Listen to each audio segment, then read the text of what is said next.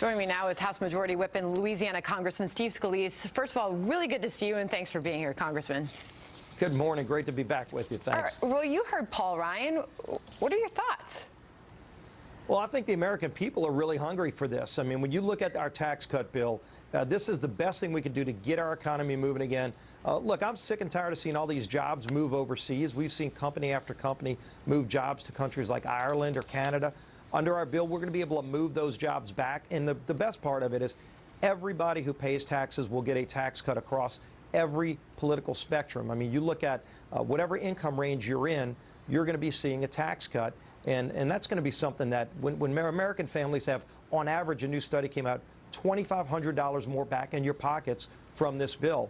You're going to be able to spend that money a lot better than Washington, and this is going to get the economy moving. But that's really at the crux of the debate, right, Congressman? Because the president has touted this as generational tax reform, the biggest tax cuts this country has ever seen.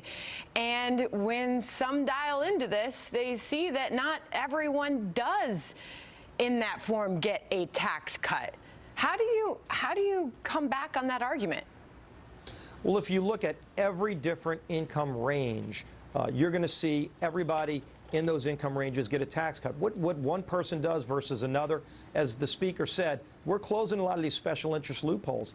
That doesn't mean that somebody's going to no longer be able to pay less in taxes. It means they just don't have to alter their behavior. They're going to be paying less in taxes because every rate's going to go down. And we simplify the code. Under our bill, you'll actually be able to fill out, over 90% of Americans will be able to fill out their taxes on a postcard. Just think of how complicated the current tax code is. Nobody can understand it. Now it'll be so simple. Over 90% of Americans can do their taxes on a postcard. You can go to fairandsimple.gop, by the way, to find out the real details on this bill.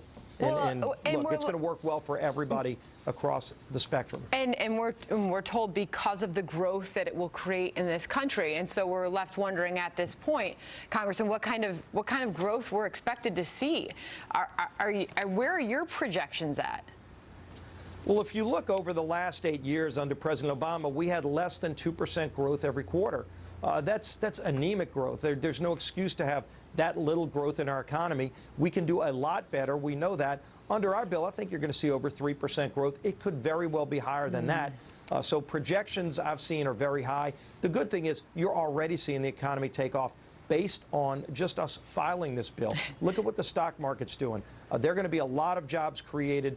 We're going to bring back our middle class. We have lost our middle class over the last 8 years. Let's stop letting countries move to foreign countries, take our jobs. Let's get our jobs back and rebuild our economy. It's hard to believe, Congressman, that already this morning, less than 24 hours from that horrific church shooting down in that small town in Texas, left 26 people dead, many others injured, that there is already a fierce debate over gun control happening in this country. I want to play for you what Senator Chris Murphy of Connecticut, this is a quote from Senator Chris Murphy. He's saying this: as my colleagues go to sleep tonight, they need to think about whether the political support of the gun industry is worth the blood that flows endlessly onto the floors of American churches, elementary schools, movie theaters, and city streets. This senator is telling people no one is safe until Congress acts. How do you feel about that message following the shooting yesterday in Texas?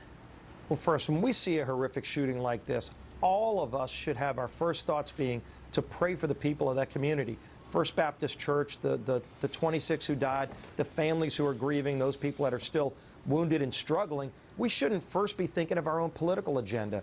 And that's a shame, because there are people that are struggling and suffering right now. And you can't imagine the hurt that must be felt in this community. So let's reach out to those families. Let's keep them in our prayers. I know those prayers meant a lot to me. This isn't a time to be debating somebody's political agenda. And by the way, a lot of those gun control bills that we've seen floating around Congress would have not prevented a horrific shooting like this. It just would make it harder for law-abiding citizens. Look, you saw law-abiding citizens run this shooter out of the church.